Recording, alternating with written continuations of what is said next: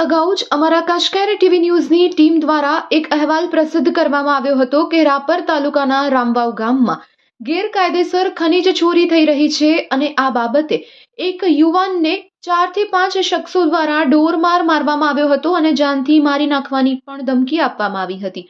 ભોગ બનનાર યુવાન જણાવી રહ્યો છે કે આ માથાભારે શખ્સો છે અને તેમના દ્વારા બેહદ પ્રમાણમાં ખનીજ ચોરી કરવામાં આવે છે અને ગેરકાયદેસર ખાણ ચલાવવામાં આવી રહી છે। આ શખ્સો વિરુદ્ધ ભોગ બનનાર વ્યક્તિ દ્વારા પોલીસ ફરિયાદ પણ કરવામાં આવી છે, પરંતુ હજુ સુધી પોલીસ દ્વારા કોઈ જ કામગીરી કરવામાં આવી નથી।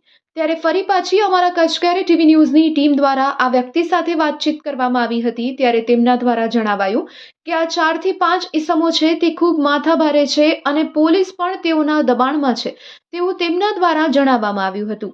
આવો આ અંગે વધુ સાંભળીએ તેમના જ શબ્દોમાં।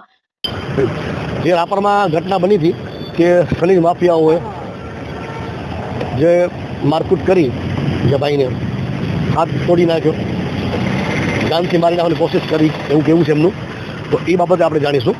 શું નામ આપનું? સાધુ ધરમદાસ રણછોડદાસ। સાધુભાઈ, આખી ઘટના શું બની? આખી ઘટનામાં સાહેબ એવું હતું કે હું સરકારની મદદ માટે જે ખનીજ ચોર છે એમના માટે મેં પડકાર ઉઠાવ્યો હતો। એ પડકારના મુદ્દે સાહેબ મને 5 જણાએ માર્યો, બરાબર। અને એ લોકો સાહેબ એટલા માથા ભારે છે તો ઉપરી વહીવટ છે કે સાહેબ મેં આજ કેટલા દિવસથી ફરિયાદ કરેલ છે, હજી એ લોકોની ધરપકડ થઈ નથી, બરાબર। અને ખનીજ ચોરી કરોડોની કરે છે, બેફામ કરે છે એવું મને લાગે છે, બરાબર। અને પોલીસ તંત્ર કે કોઈ પણ સપોર્ટ તો હશે જ સર, કે આટલા ટાઈમની અંદર એમની લોકોને ધરપકડ તો થવી જોઈએ। ખનીજ અધિકારીને જાણ કરી ત્યારે ખનીજ અધિકારીને જાણ નથી કરી સાહેબ, જાણ કરવાની મેં વાત કરેલી, એના ઉપરથી જ મારા માથે હુમલો થઈ ગયેલ છે સાહેબ। તો વાત કરીને વાત જ કરી હતી સાહેબ, કોઈ જાતની મેં અરજી આપેલી નથી।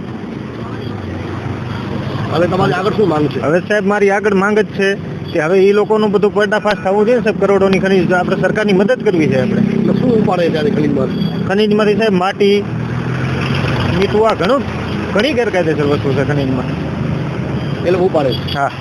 તમારી શું માંગ છે આગળ? મારી આગળ એ જ માંગ છે સાહેબ કે એમની ખનીજ ચોરી બંધ થઈ જવી જોઈએ અને આપણે સરકારને સપોર્ટ કરવો છે।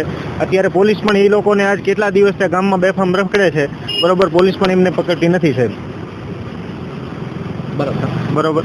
તો આપણે પોલીસ તંત્રને અને સરકારને એ જ કહીએ છીએ કે આપણે સરકારની મદદ કરીએ છીએ, બરોબર। હવે અત્યારે હું આજ ડિસ્ચાર્જ થયો છું જીકે જનરલ હોસ્પિટલમાંથી, બરોબર। આ 10 દિવસથી અમારું ટ્રીટમેન્ટ ચાલતું હતું, મને એ લોકો એટલો માર્યો, લીવરમાં સોજા થઈ ગયા હતા, હાથ ફ્રેક્ચર કરી નાખ્યો, પાછળ ધારિયા મારેલા છે, બરોબર। અને હજી એ લોકો સાહેબ બેફામ એમને રખડે છે। તો મારો કહેવાનો એ થાય છે કે હવે મને અત્યારે ઘરે ગયા પછી મારા પરિવારની અને મારી જવાબદારી હવે વહીવટ તંત્રની અને રાપર પોલીસ સ્ટેશનની અને આ 5 જણાની રહેશે કે મને કાંઈ પણ થયું તો આ 5 જણા માટે ફરિયાદ થવી જોઈએ સાહેબ, અને પોલીસ તંત્રની જવાબદારી રહેશે। એવું લાગે છે કે હજી તમારા હુમલો? હા સાહેબ, હજી મને એવું લાગે જ છે કે કેમ કે સાહેબ માથા ભારે માણસો છે, પૈસાવાળા એટલા છે અને લાગ વર્ગ સાહેબ એ લોકોને એટલી છે, હું તો એક સામાન્ય માણસ છું, એટલા માટે સાહેબ મને નક્કી જ છે કે હજી મારા માટે હુમલો કરશે જ એ લોકો।